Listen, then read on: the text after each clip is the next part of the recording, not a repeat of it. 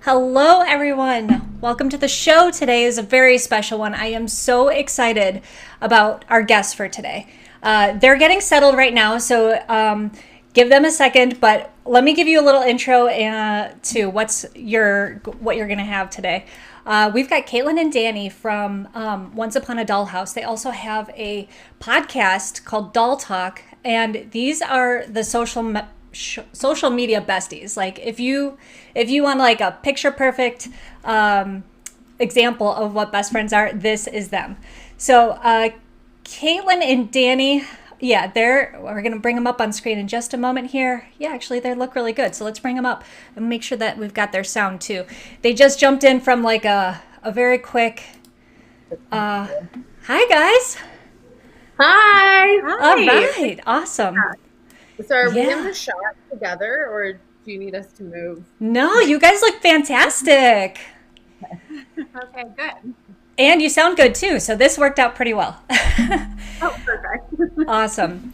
So you guys, this is my friends Jecklin and Dani. They have so much to brag about, honestly. And they are the cutest. They're always looking like A+ in matching outfits. And the reason I'm so excited to welcome them onto the show today is because they've got a fantastic story, and I think the message is really, really good for all of our viewers.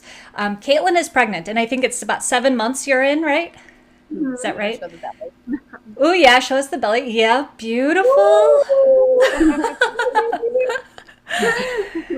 Fantastic. And 7.5 months pregnant. 7.5. That's Danielle awesome. is not. Nope, Dani's not. But the reason I'm so excited to have these two on is because they're besties. And one of the things that, this channel is here for is really to help people understand the fertility process and make it easier to talk about it. And so having these two on, they're going to talk about their journey. Jecklin's got her own like fertility journey we'll share too. But guys, let's back up and kind of do an intro here. Tell us, like, for my viewers that have never met you before, how'd you guys meet? How'd you become besties? When did you first lay eyes on each other? So we've been best friends for 6 years, and we met at a fire and ice party downtown Chicago. Jecklin was managing the PR and marketing for the event, and I was a guest, and we hit it off, and one thing led to another, and we moved in together. And then we created our lifestyle blog, which has now developed into our popular Instagram, our blog, our sister company, which is a full digital media consultancy, and we have a podcast as well. I always forget about the podcast. Yeah. So Once Upon a Dollhouse is our blog. Dollhouse Social is our social media company, and then Doll Talk Podcast is podcast. So, and we do it all together. Over the past 6 years, we've been through like very different life phases, even though we started out totally in sync at the start. So to us, it's all about staying connected and staying together and supporting each other. And just sticking together through all of the things that life throws our way, because as we know, we all make plans, and then like the universe laughs at us, and we just have to go with what's dished up to us and do the best that we can. And your support system is really important for those kinds of things. And then Lynn, we met you through working out. Yeah, that's right. Yeah, you guys were my clients, and Jecklin, you were even a coach there a little bit too for yoga. I remember. And Dani, you two always stick out in class. Like always, like you can't just work out. It's always something, and it's fantastic. Always entertaining, making everyone laugh, and showing off and everything. You guys are fantastic. A lot of fun. You guys are good people to know. That's what we met. And here we are today talking to you. We're so excited for your show. Thank you so much. It's our 5th week, so you guys are helping me like month 2, I guess, of making this happen. And you guys were really quick to reach out and be like, hey, we see what you're doing. We got to make this a collaboration here. We got to do something. For sure. I really appreciate your support. I'm kind of fumbling through this, and you guys being here, making us look good. You guys still okay over there? Yeah, we're We're fine. okay. We almost force quitted. I almost Chrome, just, my computer just did, okay, just keep going. All right, awesome. So let's we're gonna jump into the fertility section here because this is a show about fertility and pregnancy and postpartum. So Caitlin, you and I chatted a little bit last week. Do you want to just give the viewers kind of like a little background? How long did it take you guys? And how did it go when you guys decided to start? Yeah. So for me, I felt like meeting my husband, Zach, was like the best thing that ever happened to me. He's like everything that, not to be cheesy, but like everything that I've ever wanted. Are we frozen? Yep. We still hear you. I will. Let me. Okay. That's okay. We'll get your video figured out. There you go. I think you're coming back. Ooh, okay. We'll give them a second there. All right. I think they're resetting. That's okay. Computer. Computer's full. I don't know why it would need to be. All right. We'll let them get that figured out. And in the meantime, I'll give you a little bit of background. I actually pulled up some of their social media to kind of give you guys a little sneak peek at what these ladies do. I'll bring this over here. So this is, I pulled up their Instagram from their Doll Talk podcast page. It is really cool. I listened to some of their recent episodes, and Dani herself, or Caitlin, sorry, has been sharing, kind of her journey through pregnancy as on their podcast. So if you're looking for another resource of like where to see what someone else's journey looks like, this is a great place. And I think it also helps capture, like in their most recent episode, they were talking about the challenges Dani was having and Caitlin. And this is a big thing I want to hit on today is like, just because you're going through a fertility journey, your friends are also going through their own, things, and finding that balance on like how to support each other at the same time through some of these really difficult, life journeys is really important. So I think Caitlin and Dani are going to be awesome for kind of quizzing them on the best way to do that. All right, it looks like they're back up. I'm going to try and bring them back in. Actually, they look a little frozen. We'll give them another second. All right, they're getting it figured out. That's totally fine. If you guys are watching, I would love to hear you say hello or say hello out there. I know I set up the live stream pretty far in advance today, so hopefully that means everything worked automatically. But I'm still getting used to all this tech stuff. This is gonna be a great episode also because they recently both like have gone through some things. So Caitlin's got her pregnancy story going on, and then Dani also has some other like crazy life things happening as well. So this is an awesome way to talk to both of them about how to balance that. And you can see from their history going back together, that they've really kind of stuck with each other through thick and thin. And they're in different parts of their lives, and that's what's the most impressive part about all this and talking to them is seeing how you can stay friends through big changes, right? We meet at a certain time when we have a lot in common, and then in order to maintain that friendship and that relationship, we have to be able to accept the changes that our friends go through, right? Whether that's moving or relationships or jobs. And I think that this is, it's not an easy thing to do. And I have had so many best friends in my life, and I am so thankful for the best friend I have now. I just feel like I've never really dedicated my best friend relationship as much as I have to my current one, which is Kelly. And I know I've mentioned her a bunch on the live stream here. But I really, I appreciate Kelly so much. And it's, she's kind of locked in because she married my brother. So that's another thing is like, well, she's not going anywhere. So I can actually lock my talons into her and keep her forever. Don't know if you're listening out there, Kelly, today, but hello if you are. I love you. I don't know. I didn't mean to rip my talons into you. All right. I think they're still working on their end. I think they've got I think they have their snap filter on and their camera on, and that's what's happening. So that might be doing it. All right. I see video. All right. You guys, how you feeling? You ready to go? Thumbs up. Can you guys hear me? Yep. All right. Awesome. All right. I'm going to bring them back in. Here we go. And then you guys might need to squish together just a little bit so you're on frame. Yep, perfect. Okay, awesome. All right, let me get your sound back in here. I think I muted you guys when you were having a little bit of trouble. All right, guys, hi. Hi, sorry, my computer just like exploded, so we had to grab a new.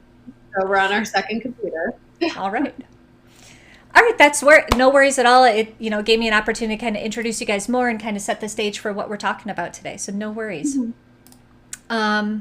Great. So yeah. You want me to jump back in? Yeah, let's jump back in. Okay, so yeah, Caitlin, you were just starting to tell us how you have met your awesome husband. Go from there. So when we met, for me, I felt like it was like later in life. Like I don't know. I had always pictured myself like meeting my person younger, getting married younger, and that just like didn't happen. And I've always wanted to be a parent. So when I met Zach and our goals aligned and our beliefs aligned, and we fell in love and got married, we wanted to try and have kids together like right away, and we were both like very like in sync with that intention. And of course we wanted it to happen naturally, and we really thought that it was like going to happen naturally because we just felt like we had waited for each other, and we were like, just like in this position where we felt like it was time and whatever. So it just didn't happen.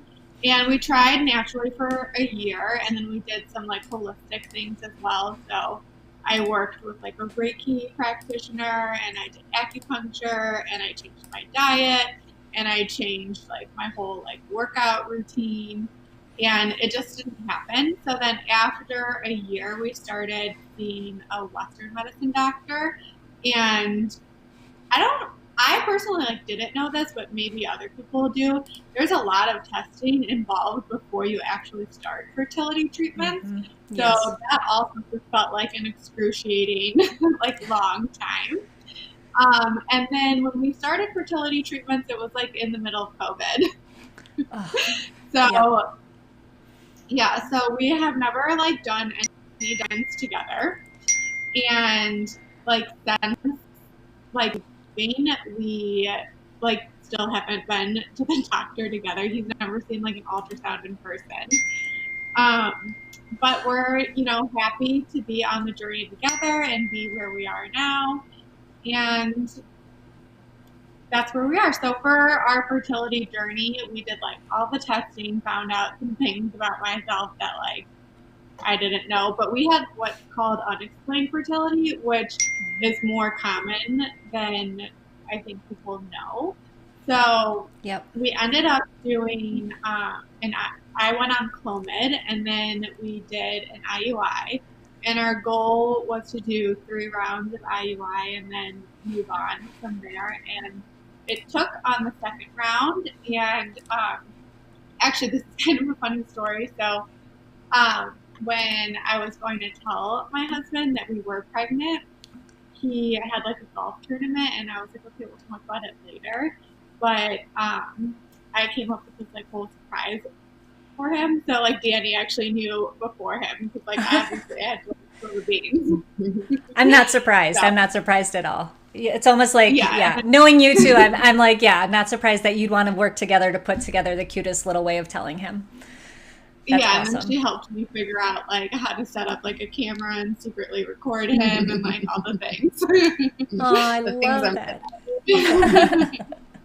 That's what besties are for. That's awesome. Mm-hmm.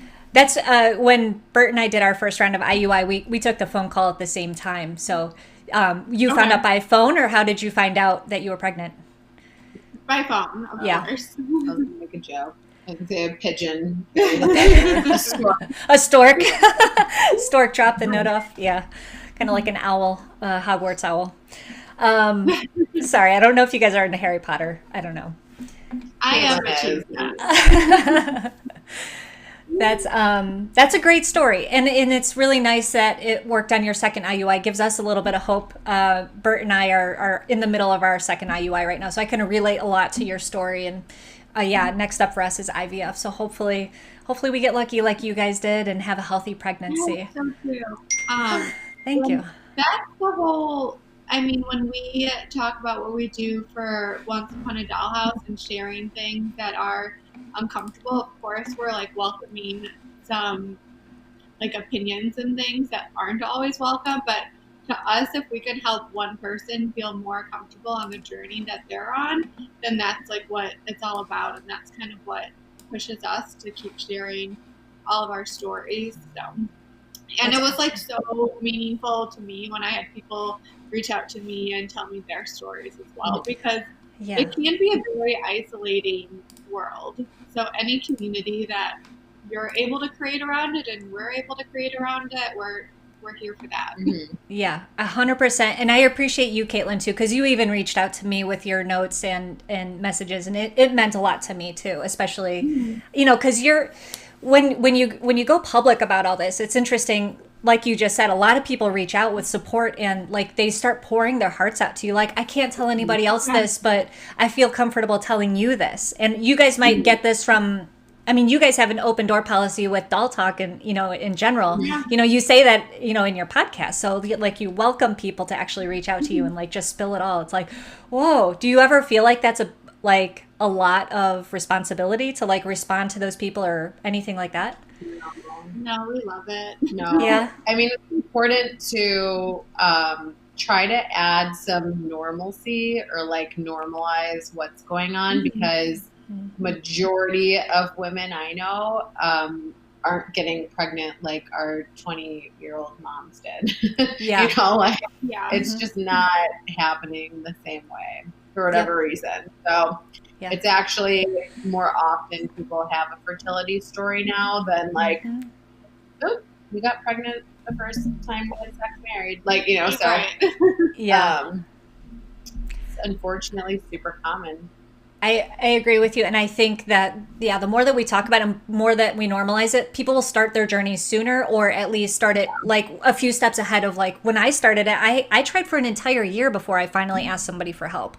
Now I'm like, past 2 years into it. I wish I'd known a lot of the stuff I know now, back when I had very first started. Because I think we all go into it. We all go into it thinking, oh, it's not going to be my problem. Like I'm going to get pregnant, right. Maybe not the first month, but you think like within a few months. So, right.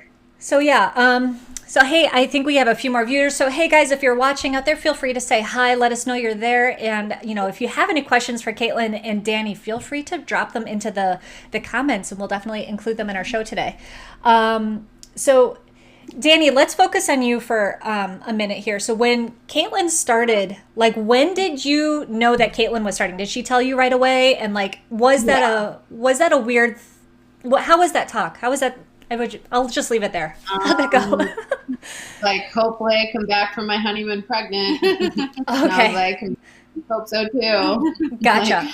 Okay.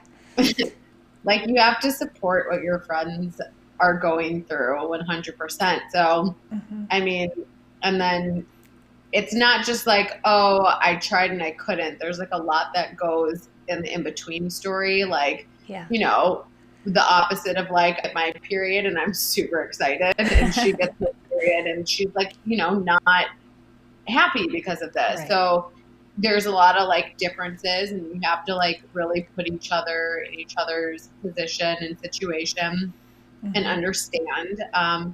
So no, I've supported it. Like anything that she wanted to do, like I was into doing it with her. Like when she did more like the holistic things. Like you can, I mean, obviously this was pre-COVID, but you could go with your friend and have acupuncture. So we would do the acupuncture together. So a lot of like the Eastern modalities we did together. Interesting. Yeah, because any healthy person can benefit from those things too, even if you're not going through fertility. I mean, those are just great things to do for wellness. So, I mean, like, in my opinion, the worst thing to tell someone is like to relax, or it's going to happen when it happens. Like, you have to like let your friend feel the way that they're feeling and just let them know that, like, you know that they want this really badly and you want it for them as well. And unfortunately, this is the realism of the situation, but you got to keep moving. You got to keep going. You got to keep working at it, and just that you're there no matter what. So, like, when she called me and told me that she was pregnant, I was at one of our clients. It's a restaurant on the beach, and I was sitting up front at the hostess stand, and I took the call, and people were, like, walking up to be seated. I was just, like, crying in people's faces on the phone. It was cute. Because you knew, like, everything that went into it, like the whole journey. It's literally not just I want to get pregnant and then you get pregnant. There's, like, we're talking like two years in the making. Mm-hmm. It's like a 2-year process. So that's, like, it's a lot of months wanting something. Yeah. So you become emotionally invested in it with her. Yeah. Which is incredible, you know, for people to share in that, and then for Caitlin to be able to call that and share that with you and know that it means as much to you as it means to her, you know, that's awesome. I love sharing in feelings like that. It's like when you're watching a really good movie and you're both crying and you're like, yes, this moment. Right? I love that. Yeah. So let's, you know, when we started trying, we didn't, like, cut out alcohol, and, like, you know, we kind of, like, still, you know, we weren't, like, healthy out of the gate. At what point was that? Because I see you guys as very social. You guys go out, you kind of party. You guys are, like, you know, you're out there on the scene and everything. I mean, pre-COVID, obviously. But at what point did that have to change, or how did it change, or how did it just look different? Well, I mean, I think it's been a very interesting journey for me personally, because I've gone to a lot of extremes. So before Zach and I got married, I thought that I did this, like, pretty healthily, but I lost, like, 20 pounds. I was, like, basically, like, muscle and skin. And I was, like, very strict about what I was eating, and I was eating good things. But they also said, especially, like, in Eastern medicine, that, like, happy fat people get pregnant. Yeah. So for me, that was difficult because I changed, like, my entire lifestyle. So I would still ate, like, whole organic foods, but was, like, way more lenient about what I was eating. I, like, stopped working out, like, super hard, which for me was tough, actually, because mentally, like, working out was so good for me. Yeah. So, but I kind of, like, forced myself to take, like, a step back and go for, like, an hour or 2 hour walk instead of, like, a high intensity 45-minute workout. So there was a lot of trial and error, but actually, like, it's interesting because, like, right before the IU I took, I just decided that I needed to do what I felt the best doing, and I actually have, like, gone back to more of, like, a boot camp style of working out, and then I got pregnant after that. So it's different for every single person. Like, I don't think that the happy fat people get pregnant. Like, I don't think that worked for me. But I'm sure that it works for other people. Yeah. So there's, like, a lot of different changes, and I never, like, completely. I know people do, but I never completely stopped drinking alcohol. Like, I would still do it, but I mean, alcohol and, like, working out, like, for me was, like, a way to, like, release, like, tension and stress and, like, let loose and have fun, and, like, maybe that's what I needed more of. Yeah. But we're not really, like, we don't really, like, go out and get, like, sloppy. I occasionally do these days. I used to not at all, but, like, recently I have a little bit. But yeah, it was like a glass of wine, bottle of wine here or there, martini, not like anything too extreme. Yeah. Yeah. I feel like we pretty much encompass, like, the all balance. Things it's like balance balance type of lifestyle. But yeah, I mean, when you want something so bad, you go to You'll do extremes. anything. Yeah. Yes, I can completely relate. Yes, Yeah. 100%. You'll try like all the things someone tells you. Oh, for sure. Because you don't know either. Like What's for gonna work. me, I like to listen to like the experts around me and like fully do whatever they tell me to do. Like I'll never forget this one time, like salmon was a big thing on my fertility diet. But I'll never forget when we ordered sushi and I like wanted like all this like salmon and I was so grossed out by it. We got like a salmon roll that was like wrapped in salmon and filled with salmon, and it was like a big, we just with had like baby salmon eggs everywhere. We're not sure we followed instructions on the salmon, but here we are. Yeah, but that's just like an example of like what we you'll did. do. I was like, I don't even like this, but I thought it was Yeah, I like salmon. I don't know. And yeah, but I've heard you're not supposed to do. You're supposed to eat like really healthy, but you're not supposed to eat foods that are predators. And like salmon is a non-predator fish. Like tuna is a predator. Yeah, exactly. I've never heard that before. Yeah, we were going overboard eating non-predators. So predators good or predators bad? Predators bad. Predators Okay. bad. Gotcha. Have you done any like extreme food stuff? Extreme food things? Have I? Yeah. We switched to the Mediterranean diet, which it's not extreme, but it's just, it's a very clean eating type of thing, protein and vegetables. And that was, yeah, it's healthy. And I think I like it even, beyond, fertility. It's, and Bert's, I'm really lucky because Bert likes to cook. So he makes all of our meals. And I've been following, Rebecca Fett is the book. She wrote a book called It Starts with the Egg. And so that's where I take a lot of like my tips. Like it's all very science based. Did you read that book too? I didn't read it. A lot of people like recommend it. Yeah. And then late last year she came out with a cookbook that's all Mediterranean diet, and in the whole first third of the book is explaining why it's good for fertility. So, yeah. We have a good friend who follows it actually. Awesome. Yeah, I'm a huge fan. I bring it up in my live stream all the time. I think the other thing we did last summer, we decided to completely cut out alcohol, and we used to smoke weed. And so we completely stopped. And I do think that it helped, it takes 3 to 6 months for that to actually affect your, sperm and eggs and everything, egg health. So that was the other extreme thing is we kind of cold turkey just cut it out. And actually we both feel a lot better now. It's better sleep, better energy, just a better routine. Clarity. Yep. Clarity. Exactly. So it's nice. I miss it sometimes. I just want to go crazy with a bottle of wine, but I'm well, if I do it tonight, then I might do it again, in a few days. I'm just going to keep making exceptions and not stick to it. So that's why I'm all or nothing. And Bert's been fantastic about it. I really appreciate it. Though I think he's as soon as we know that baby's sticking, he can't wait to have beer on a more regular basis. Yeah, that's nice to have a partner do it with you. Yeah. For sure. Yes, 100%. But and that's the other thing is it's the guy's sperm health as well. It's everyone thinks it's all about the female, but it's not. It's also about the male's health as well. For sure. Dani, let's talk about what challenges you've had lately, and how Caitlin's been there, and you guys talked about balance. Let's get a little bit more deep into that. My challenges, I'm way ground, I'm below ground zero. I don't even have the romantic relationship yet. So Caitlin's there for all my breakups.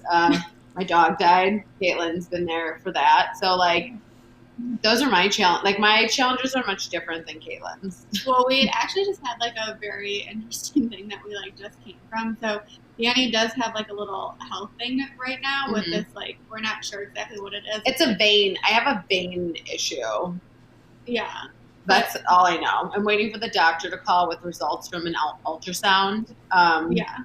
So we were just actually at the hospital that I will be delivering at in the women and children's ward, one level below labor and delivery, so that she could get an ultrasound on my leg. Kind of same but different. Foreshadowing. where we'll be in a couple months. Yeah, so we kind of like took like a peek around like the labor and delivery thing. But I mean, I think that we both try to do everything like with grace in our relationship and see things from each other's point of view. So like supportive. Like she tried to come in with me and they were like, no. And I was like, this is my wife. and I feel like they're going to let her in I was like, but she's my ice. I was going to say wife. Changed it to ice last minute because I like wasn't sure about like saying that to this like older gentleman the funny doctor. Part, too, is he like looks at me, he's like, and she's pregnant. No. He was like very COVID paranoid. Yeah. I know. I think, what makes you think I'm pregnant? Yeah, he was like COVID paranoid. Which is fine to each their own, but I was like, I have it. I'm not like worried about this right now. She's like, can my wife come with me? No. Yeah, so definitely different, but like still there for each other. Like she takes me to all my doctor's appointments. So yeah, those are like my struggles. Like I still have boy problems. I have another good friend who told me, and I'll never forget this. I was talking to her on the phone about something, and I felt like it was kind of like a little problem, but it really upset me. And she like stopped me dead in my tracks, and she was just like, "You matter. You know, your feelings matter." And like, always remember that. So whoever like I'm talking to, whether it's my best friend Dani or a family member or someone I just like met, I think that everyone's opinions and feelings matter. So, yeah. Yes. No matter how big or how small the problems are, because we all have big problems and we all have small problems, and they affect us differently. Sometimes like the same, like sometimes like the big things and the small things still feel catastrophic. So. Yeah. And I think that's like a really important thing in life is like not to minimize other people's things, and I like how Dani, you use the word, your challenges are different. And you didn't say that they're less than Caitlin's challenges, because completely different. They're just different. Right. And that's really important. And also there's a lot of perspective, right? Like, just a lot of perspective. And you do realize things that like are issues to allow to affect you and hopefully come out like changed for the better on the other side. And then you understand issues where it's like, you don't compare them, but I'm like, my breakup is like insignificant in a way compared to my best friend, like creating a life. Like I can't even, like those two don't even go up to bat together. So it's like a perspective where you're like, my issues and problems like aren't big enough that we can't come up with a resolution. Yeah. And see like Caitlin always like gives me the positive side and the silver lining. So that's exactly what friends are for, right? Is like you turn to them with your problem and hopefully they're able to help you work through it no matter how big or small. Like, I have a therapist, so then like you also get to a point where you realize your friends, you still have to have like fun with them and they're still your friends. So then you take like these other issues to like a therapist and get professional outlooks on stuff. 100% agree. Always do a plug. I think everybody should have a therapist. It's just like working out. You have to work out your emotions and do it with a professional. Because friends don't always understand all like the psychological, meaning and roots of everything. So having a professional for those. Of mental health. Yes, good. Me too. 100%. That's awesome. I love you guys. You're so great. We love you more. Okay, so let's get into the pregnancy phase here. Okay, so two things. Let's first start. Is Caitlin, what things were you surprised about? Like everyone's pregnancy is different. What were you most surprised about? I was surprised by a lot. So I definitely thought that I was going to have food cravings, and I didn't. So my first trimester, I didn't have any food cravings. I had food aversion, so like there were certain things that I just wasn't. I mostly was like not interested in like anything unless it was like a bagel with cream cheese. And the reason that I'm like very specific in saying that like it wasn't a craving because it was never like ooh, I want this. Like, it's going to be so good. It was just like, this is the only thing that I can stomach. But you also didn't really have morning sickness. Yeah, I was surprised by that too, because I thought that I was going to feel like almost like hungover every morning. And when I do get hungover, I throw up and I get hungover real bad. So that's kind of what I was expecting. But I didn't have that. And I was just like really tired. I still, like my mornings were still good. I'm a morning person. So I would still, work out in the morning and like, you know, do our dollhouse things and get work done. But around like 3 o'clock, I'd have to, like my body would stop. It felt like I was like on day 10 of a music festival and I had to like walk 100 miles and like danced all night and my body was just like exhausted. Like I had to just like lay down. 3 to 5, she slept. Don't talk to me. Okay. And then second trimester, I did have like what they call the honeymoon phase, which is like full of energy. I'd go over to dinner like my parents' house and I'd be like making everyone else dinner and they were like, "You're pregnant, like sit down and relax." And I'd be like, "No, I gotta like go do all this stuff." And I loved that phase so much because I felt like more like myself again. And yeah, so now like we're in the third trimester and my biggest surprise now has been gestational diabetes. So I just got diagnosed with that and like the only precursing factor that I had to getting it is, I guess, age.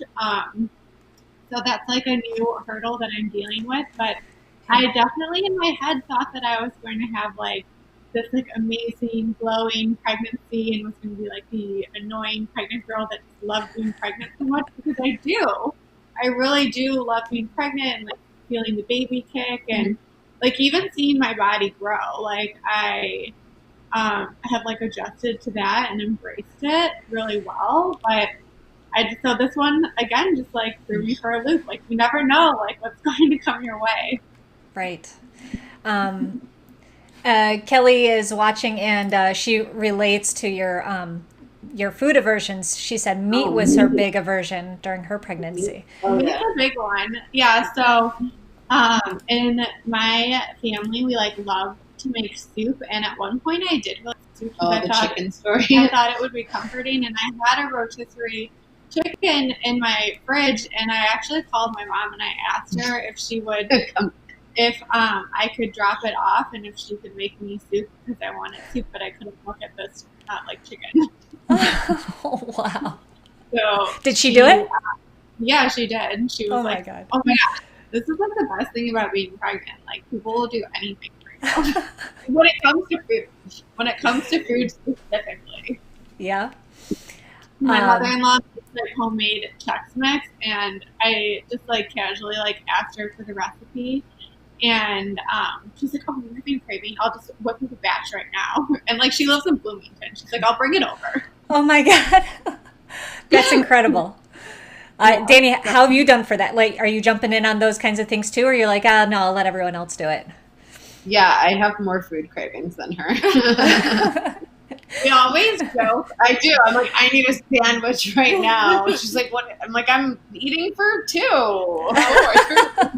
We always joke about that because there's like this thing called like sympathy pregnancy, like sympathy pains. Yeah.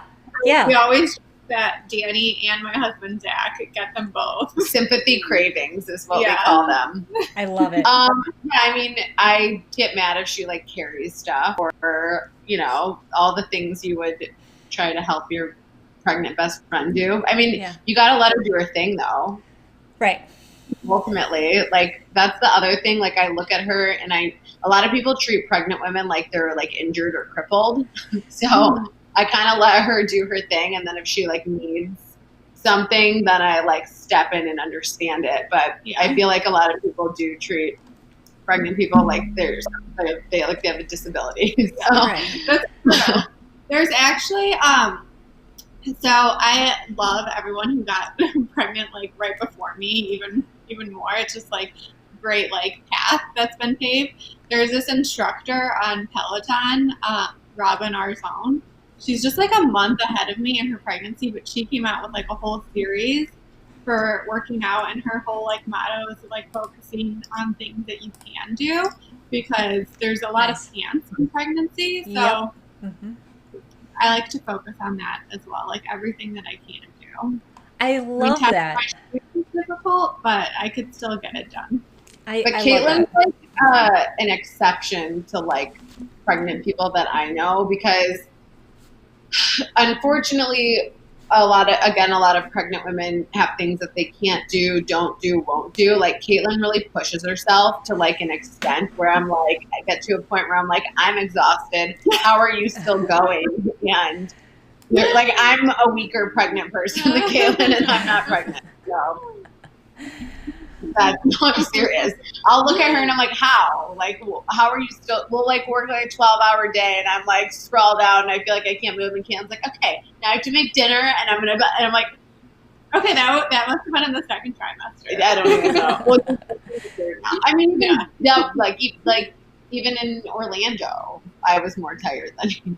Oh, because that was like, okay, second trimester. Yeah, when we went, so we did a bestie baby moon together, which I totally, I 100% like recommend this, because like you have like a bachelorette party before you get married, and like a lot of people do baby moons like before the baby, but like this really was like our last kind of like solo trip together as friends, and it was really fun.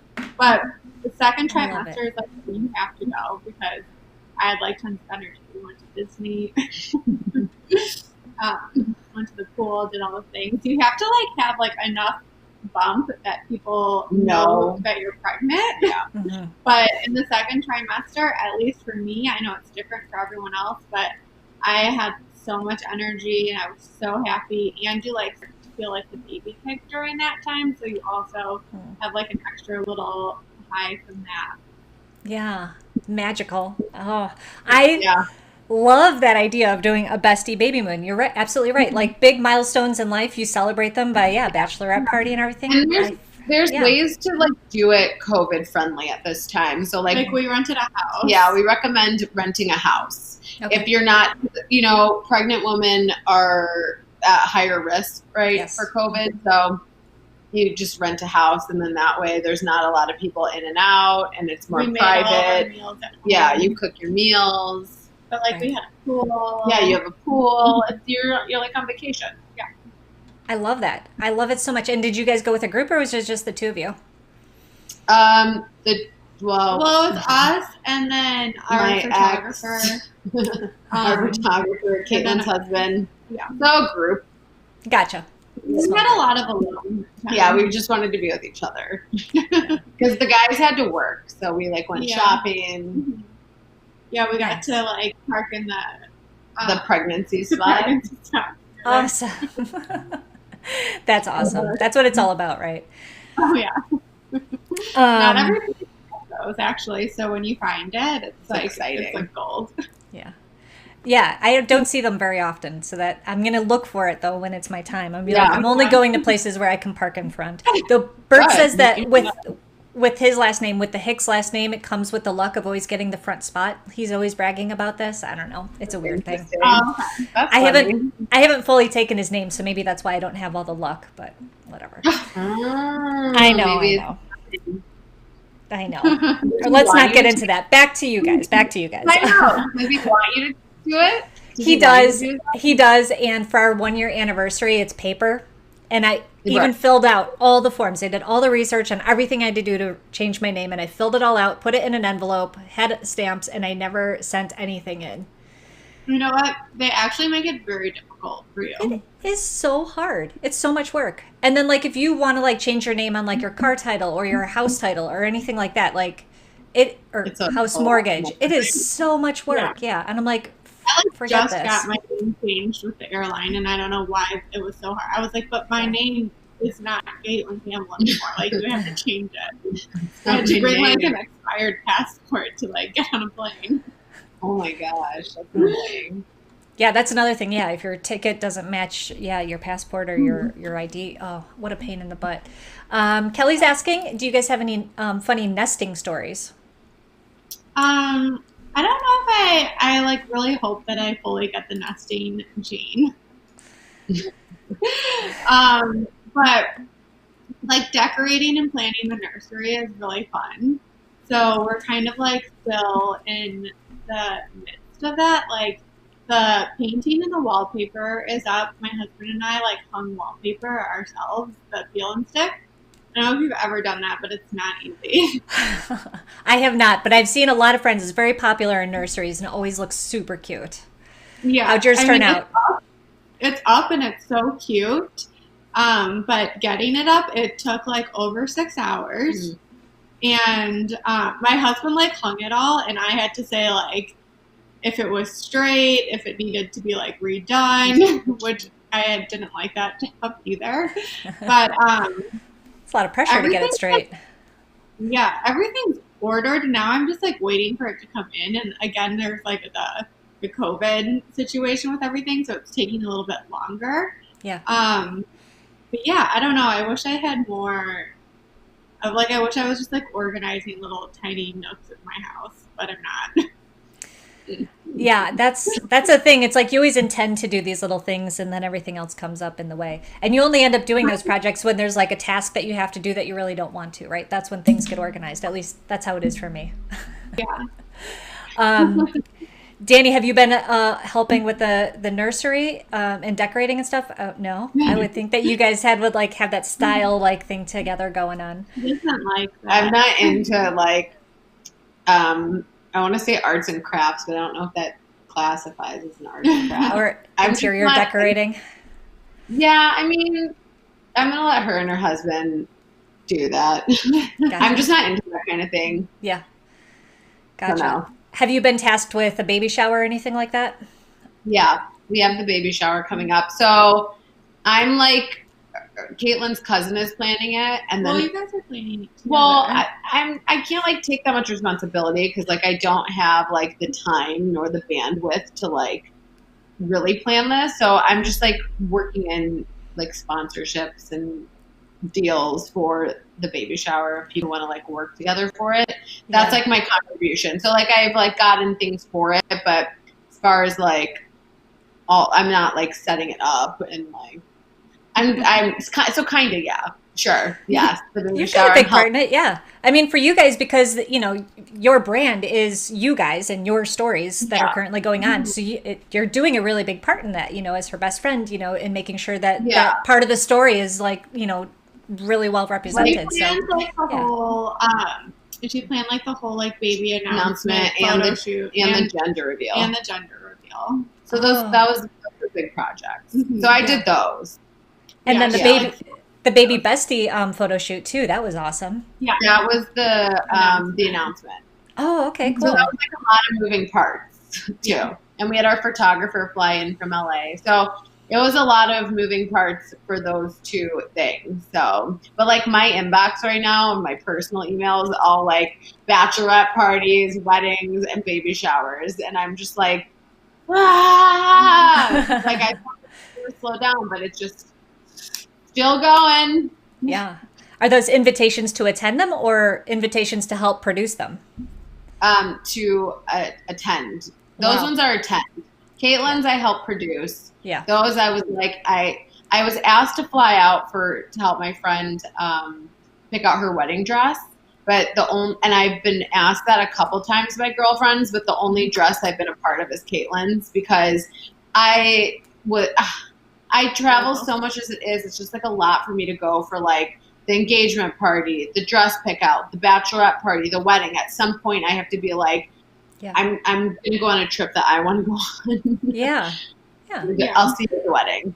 Yeah, so. Exactly. Yeah. And that's the thing is it's with all friends, you kind of have to set those boundaries and have that communication. So let's talk about communication a little bit too. Is like, as Caitlin's been going through this, Dani, like how do you approach things that you're not sure what she's talking about or how, like, where's that coming from? Is that coming straight from her? Like, hey, I'm going through IUI and this is exactly what it means. Or are you asking the questions? Well, so like we're the same age, so I'm familiar with what she's doing. And then like alongside her, I'm getting educated as well. So like we've been to fertility events together before Caitlin was on like her actual fertility journey. So I learned a lot of the like, language and what needs to happen through like self-education and just like us talking about it and listening to her doctor's appointments, and because a lot of that stuff's over the phone. So I feel like we've been educated on it together, and then things that she thinks I need to know, she tells me. But a social media has like a lot of great resources too. So once she started looking at like pregnancy stuff on our Instagram, it kind of like changed our algorithm a little bit to where we get served up a lot of content about fertility and new moms and being pregnant. So like I read that stuff too. Like we found a whole Instagram about like showing people actually giving birth, which I did not know could be on Instagram. It was actually the first time I ever saw anything like that. And so like then we have conversations about it. So social media has actually been a big source of education. I 100% agree. I am part of several Facebook groups, you know, for IUI, IVF, and, you know, just fertility in general and health. And it's amazing the amount of support out there. And Bert actually joined one for husbands of women going through IVF. Which you got this. I would love to be a fly on the wall in that room. I know, but you know, and I ask him, I'm like, what do they, you know, often talk about? And he's like, you know, it's usually they're scared. They feel out of control. They see, you know, they see mood swings, or they see, you know, like these side effects and stuff, and there's nothing they can do about it. So they ask, like, you know, what can I do? And they're all just like, just be there for her. And it's really cool how encouraging they are for each other. And I was actually thinking, you know, of creating a Facebook group for, you know, supporters, for friends and family of people going through IVF, not just partners, because I think that's, you know, when my friend was going through it, I didn't do the amount of research that you did, Dani, at all. Like I had no idea. I got everything 100% for her. And I was like, is it insensitive for me to ask what the heck IUI actually is? And now I know, like, yeah, that's a great question to ask. Well, I think when Caitlin explained it to me, she wasn't like, I'm having IUI. She's like, I'm having this thing done where they take Zach's turkey baster. Yeah, well, yeah, we use our own terms that are very untechnical that we like as friends joke about her getting turkey basted, which, you know, if you can get to a level where you could joke with a friend about a very sensitive subject and make it funny, that's also like the goal. So when she explained to me what she was doing, she didn't just give me a name. She's like, told me the process. Okay. So then I had like a good visual. Yeah. Yeah. We talked about this a little bit actually on Friday on our show, is, you know, opening up to people and like how much you're telling family and everything, and, you know, and then being prepared for their reaction, because they might, as a uncomfortable reaction, like a self-defense mechanism, just like make a joke like, oh, you're going with the turkey baster, you know, when you're trying to deliver like, you know, important information to them, or like open up to them, and they're making jokes about it. It's like, all right, you got to know your audience, know the person on the other end and everything. But yeah, having that with a best friend is a little bit different. Yeah. Where you guys can talk and I like think that. with like any like sensitive subject as a whole, not just fertility, but it is like a very sensitive subject. I think that like awareness is important and reflection. So like I feel like the more honest and vulnerable you are with people, share back with you, and maybe it's not going to happen at first, but if you say you talk to people about it who do put up like a defense mechanism or whatever, if you give it some time, I bet you they'll come back around and have a different perception of it, because it is very difficult to understand things that you aren't going through yourself. Right. So that's a really great point. Now, can you put yourself in a situation, you know, you two, obviously, you know, you're very, very open-minded towards each other. Let's just say that Dani or Caitlin had to go through this, and Dani, maybe for religious beliefs, you didn't think that, you know, going through the process, you know, this process was right. Is that? But I will never do what she's doing. Oh, okay. Like, I'll never do IUI. Like I have a different like take on the whole kids thing as a whole. Like I personally, can't have kids, I'm not doing it. And it's not even, I believe in what she's doing. I believe in what you're doing. I believe in what all women are doing who want that and like will do that. For me personally, I won't. I don't want kids that badly. But and maybe that'll change one day. Mm-hmm. But I could not put myself doing what you guys are doing. Like, I don't want to take a pill. I don't want to be turkey bait. I'm like, if it's not going to happen for me, like just from regular sex, then I'm not going to do more. That's my personal belief right now. Again, it's not anything like, I don't think anything anyone's doing is wrong. I think it's like to each their own. Yes. Like I've watched the struggle of enough people and seen the strain on relationships and the pain and just all the hurt that comes along with it. Like, watching Caitlin be pregnant and the flip side of that is like probably all worth it all, but I'm just not there yet. So gotcha. Caitlin, do you know all this about Dani and her beliefs in this and how she feels about that?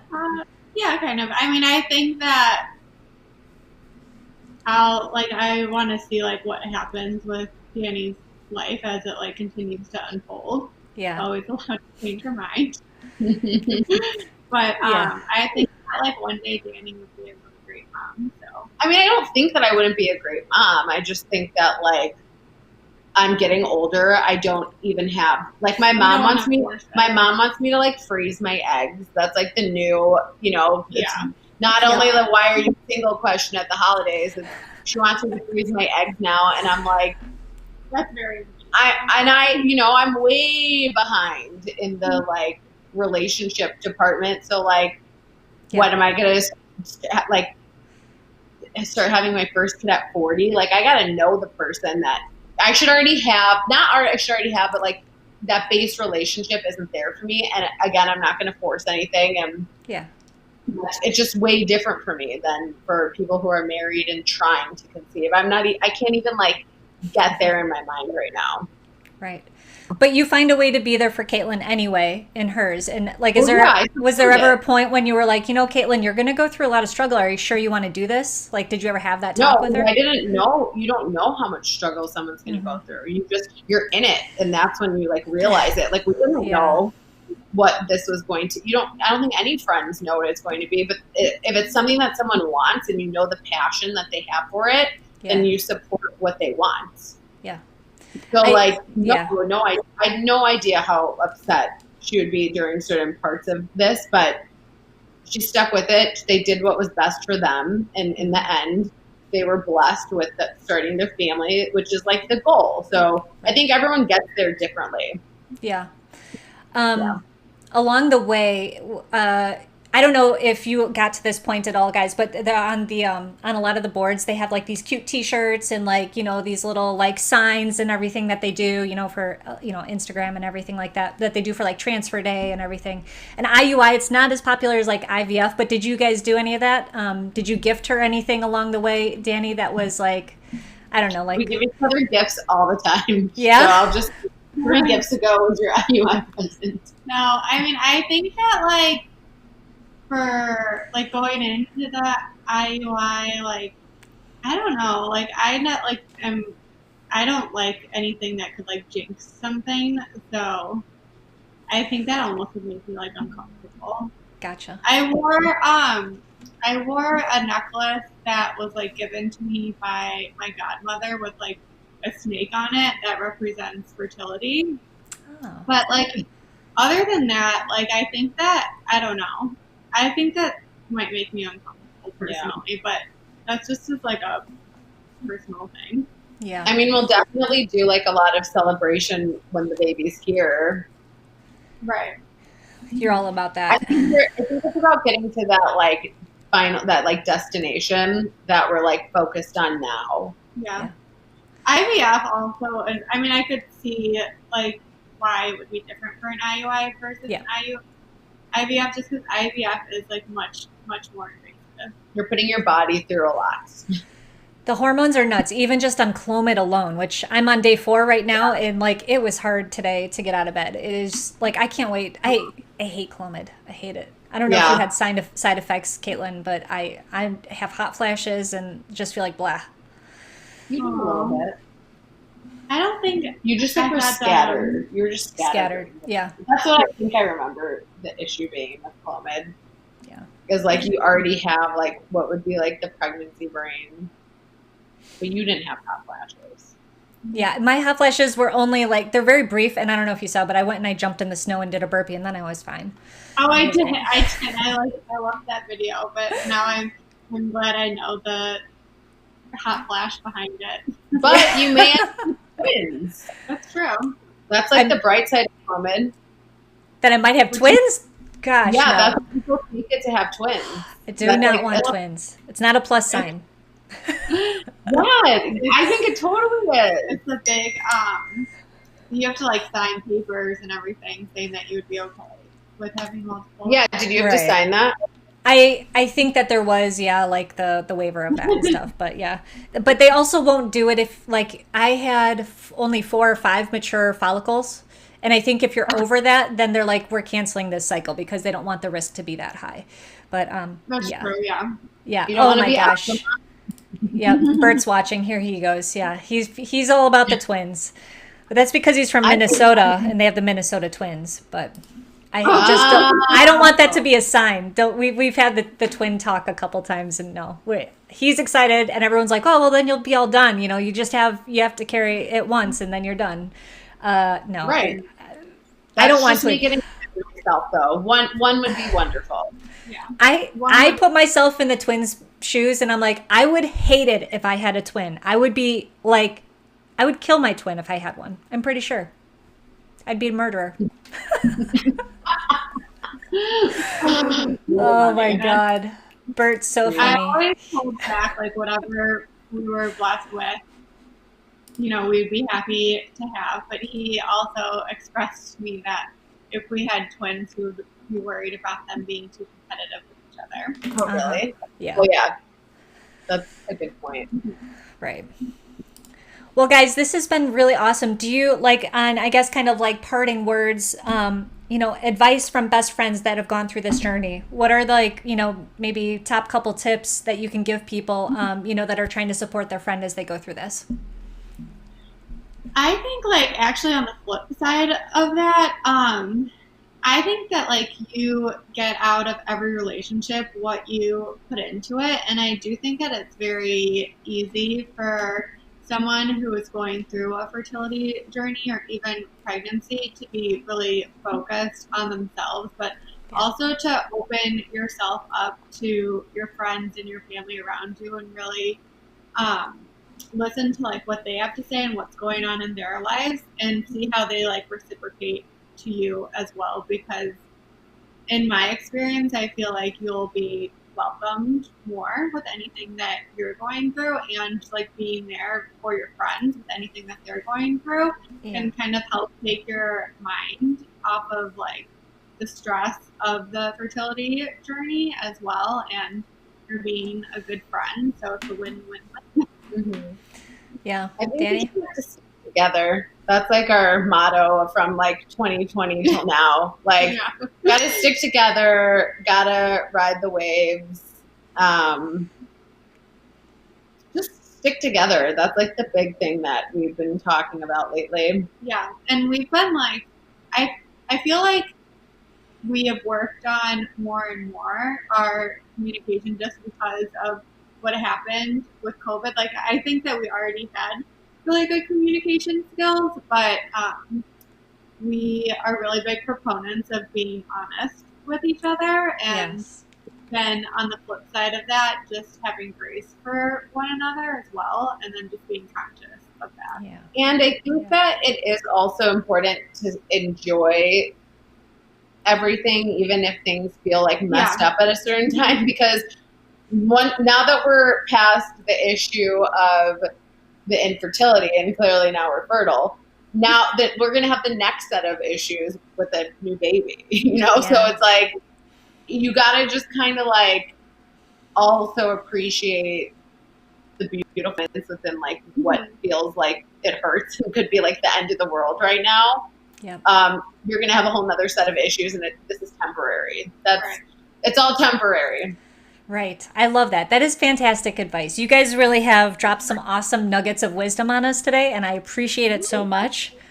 You guys are fantastic. Are you lined up to be Auntie Dani, or have we picked out like what the baby's going to know you as? I mean, I'm hot Auntie Dani. hot Auntie Dani. My Auntie hot Dani. auntie.